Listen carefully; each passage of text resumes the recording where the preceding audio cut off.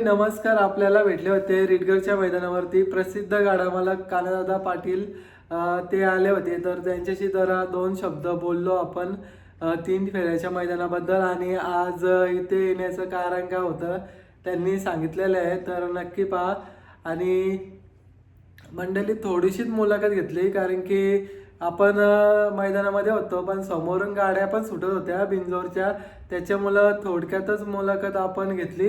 आणि मंडळी आज मैदानामध्ये खूप वारा होता आणि धूळ पण उडत होती, त्याच्यामुळं खूप म्हणजे त्रास पण होत होता, म्हणजे बोलता वेळेस पण. आणि त्याच्यामुळं आपण जास्त वेळ नाही घेतला आणि कुठला म्हणजे दुर्घटना ना हो, त्याच्यामुळं थोडक्यातच मुलाखत आपण घेतलेली आहे. तर नक्की तुम्हाला कशी वाटते ती देखील सांगा. आणि नाराज होऊ नका मंडळी, का थोडक्यातच मुलाखत घेतली आणि तू प्रश्न पण नाही विचारले ना काय. तर बघूया नेक्स्ट टाइम कधीतरी म्हणजे योग जुळून आला तर पुन्हा एकदा संवाद साधण्याचा प्रयत्न करू.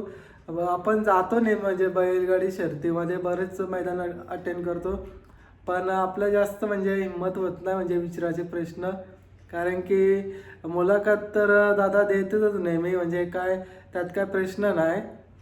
तर आशा आणि अपेक्षा आहे की येणाऱ्या काही दिवसामध्ये बघूया पुन्हा एकदा म्हणजे संवाद साधण्याचा प्रयत्न करू.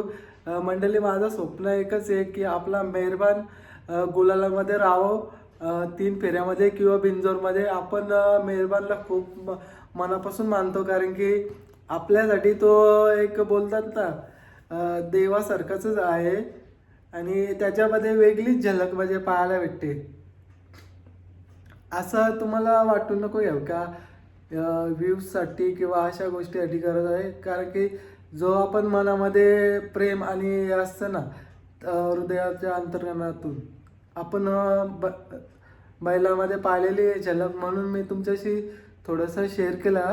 तर नक्की पहा. प्रसिद्ध गाडा मालक कानादादा पाटील हे देखील आलेले बघू शकता, मेहरबान बैलाचे मालक. हॅलो, नमस्कार. नमस्कार. आज रिडगर इथे तुम्ही आलेले आहेत, काय सांगा, काय प्लॅनिंग आहे नक्की?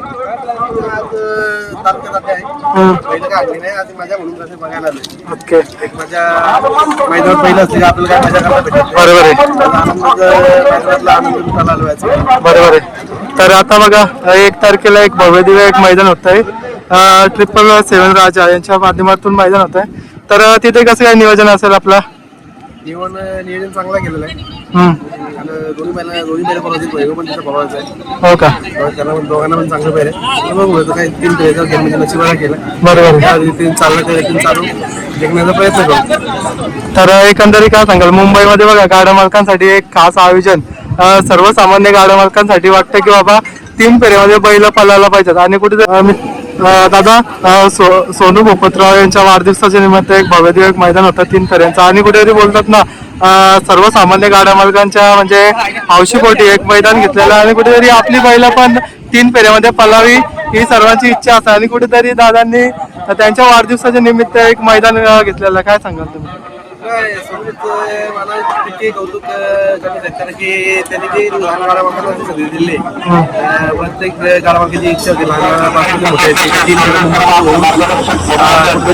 त्यांचं पण कुठेतरी फायनल पर्यंत असं त्याच्या पहिला पाणी आकडा पाडला पाहिजे. बरोबर, हे प्रयत्न चालू आहेत, ते अतिशय सुंदर चालू आहेत आणि चांगल्या रीतीने त्यांनी केलेलं आहे. सुरू शेट्टी 100% ते पार पाडतील आणि चांगल्याची संधी भेटेल प्रत्येकाला. आणि एखाद्या गरीबाचा बैल त्यातून उमटून येऊन एखादी पहिले जर त्यांनी बरोबर त्याचा संसार त्याच्या चालू असेल तर चांगलं असेल, त्याच्यावर मार्गदर्शन त्याला चांगलं भेटेल.